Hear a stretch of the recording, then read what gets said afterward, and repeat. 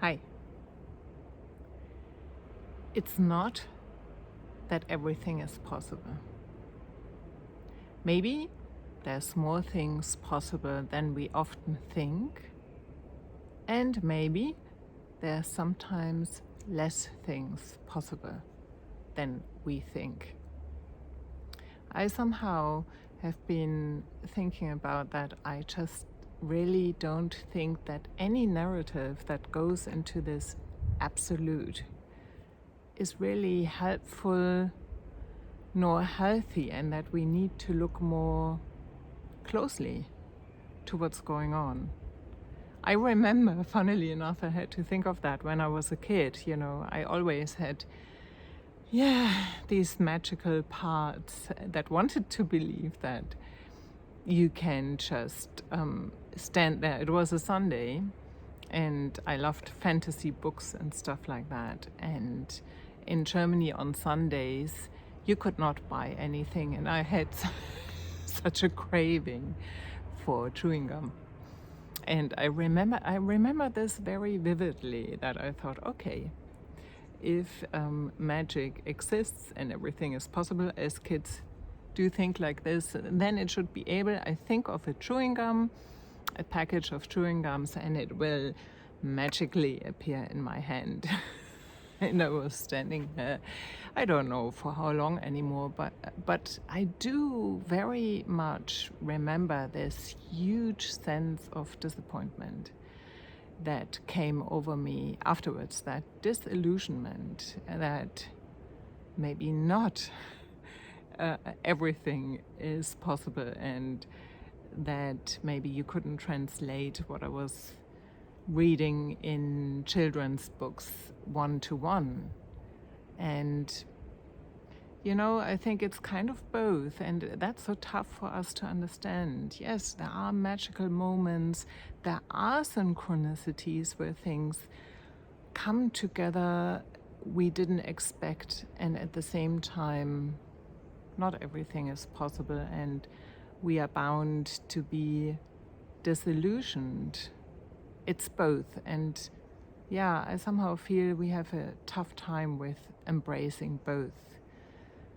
When I look back, I feel like we have this narrative of that everything is possible, that also many life coaches use, and it does enable some people to really reach their goals and to really go for it.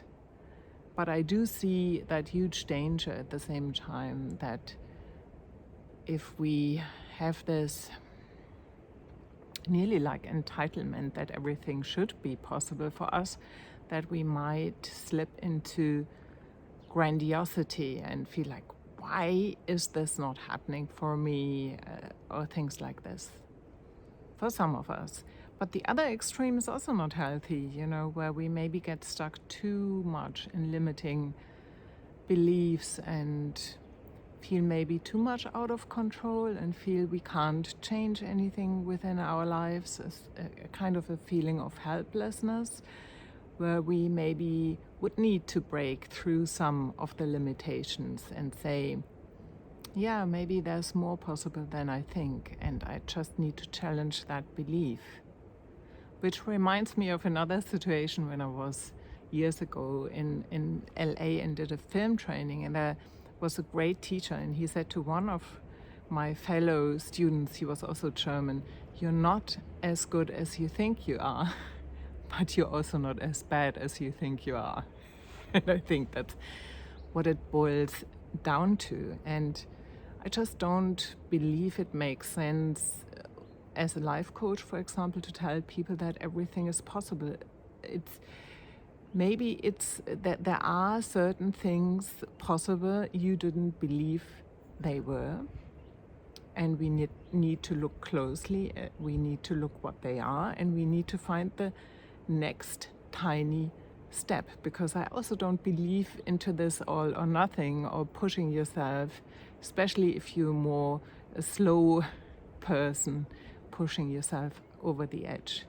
It's kind of finding the discomfort, but being gentle with ourselves as well.